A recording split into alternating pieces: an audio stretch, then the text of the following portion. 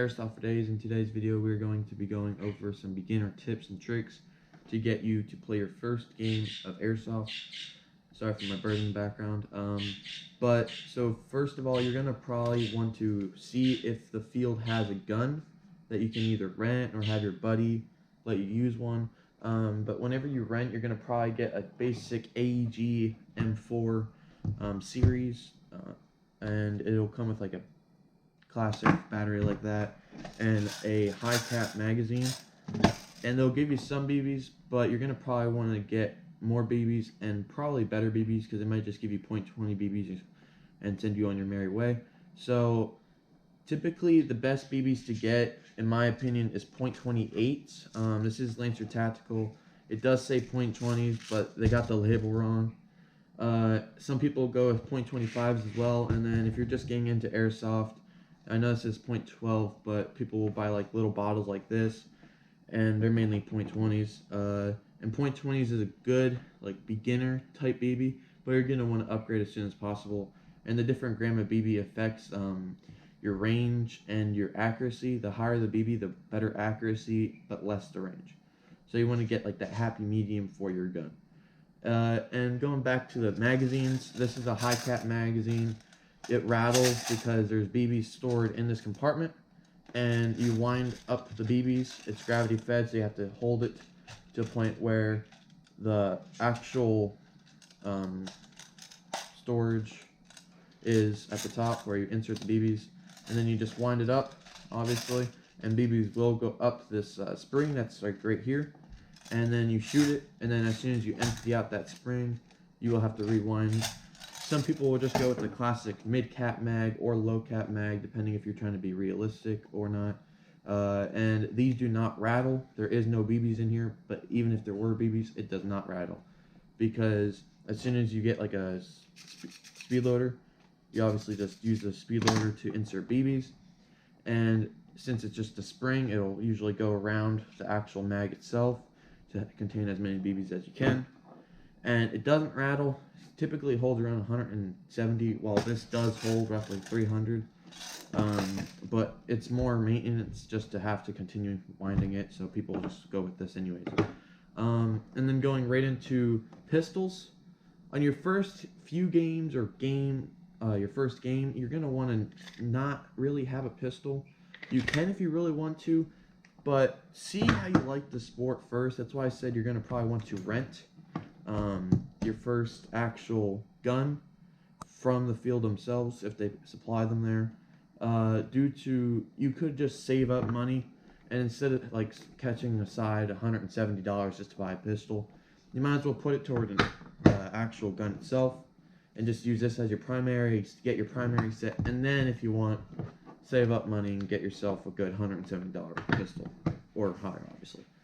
And obviously with that pistol, you're going to want some propane or green gas. The difference between these two is literally just that this has some lubricant inside, and it obviously costs a good $20 extra, while you could just go to the store and buy this for $5.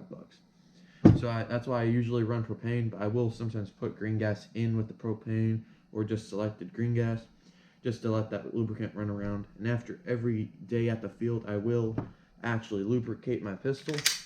That way it's all set to go, and it's very quick.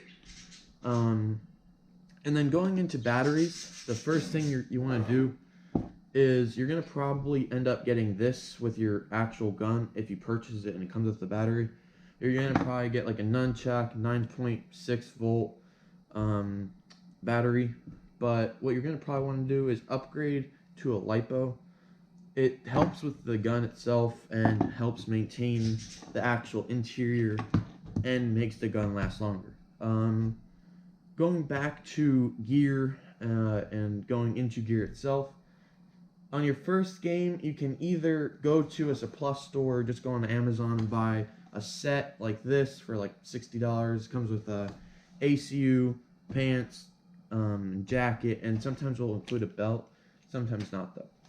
And then your main and primary thing is goggles. You're always going to want goggles. That is the main thing you need and is necessary to even play Airsoft. So before you even buy your gun, you're going to want to buy goggles. This one is roughly ranging around the $20 price range. It's Valken, comes with goggles and also 3 different lenses that are easily changeable. What I run usually is I'll just run goggles, lower face mask, and obviously a helmet. That way I can record my videos for you guys to watch. Now that alone probably cost me a good $150. And that's a decent lot of money, especially to people that don't really make a lot of money, let alone don't make money at all. So people just end up buying something like this, or there is a cheaper option. And I will leave a link to Amazon and all the other brands and websites I use to purchase my gear and accessories, and I will leave specific links to certain items that I really suggest. But people just end up buying paintball masks and will also rent, because sometimes at certain fields they will let you rent a paintball mask. Paintball mask is literally goggles and a lower face mask and a little bit of a head face mask in one. So it's mainly all plastic and it's just there. It's cheap quality, but it's really good to get into airsoft. And then you can end up purchasing yourself some goggles, some lower face mask if you choose. But there is some limitations to that. If you are under the age of 16, you will need a full protection like goggles, lower face mask, and helmet. But sometimes you can bypass that depending on the field. And then if you don't want to spend a good $50 or $60 on a whole uniform just to look professional, you can literally just go into your house, find a jacket that you wear but you don't really wear, and just wear that. You can literally wear a jacket, pants, and if you really don't care about pain, you can just wear a t-shirt and shorts. You can run anything really. And then going into footwear. Footwear is a big thing, especially for outdoor fields. Whenever it comes to footwear, you're going to want actual good footwear. You don't want to wear new sneakers, obviously, because then you're just going to get dirt and mud all over them, unless you want to spend a good hour trying to clean them out. So what I have here is some of my boots that I do wear sometimes, but I ended up getting the wrong size, so it's kind of tight on me because I am big foot, literally. I have size 18 shoes, and these are size 14 boots. So they are tight on the tighter end. So what I will usually wear is just some of my size 14 shoes, because they end up being a little bigger and more comfier. And these are just shoes I found in my closet, literally. I just wear these. And that's mainly what you really need to get into airsoft. Some people will be like, oh yeah, get this, it's the best of the best. It's really not. Not really. You don't really need the best of the best as your first gun or first option, unless you want to spend a good $400 just on a gun itself, or $400 on gear. So this video is mainly just to help you get into airsoft and airsoft itself, and what you may need and want to actually enjoy the sport. Some people will run radios. You don't really need a radio. If you really want to like stay in contact with your team or your squad, you can do that. They will range from the price range of like 20 or up to like 200s, depending on the actual radio you want. And I sometimes just run like walkie-talkies, or I'll just yell at my friends, just be like, hey, their enemy's over there. So that's mainly it in this video, to go over all the gear and first gun. I will be making a part 2 of what to expect from your first AEG, and I will make some links in that as well to go over AEGs and what AEG I suggest as a beginner, and what I started out with, and where I have become in the airsoft world. But thank you guys for watching. I hope you guys enjoyed.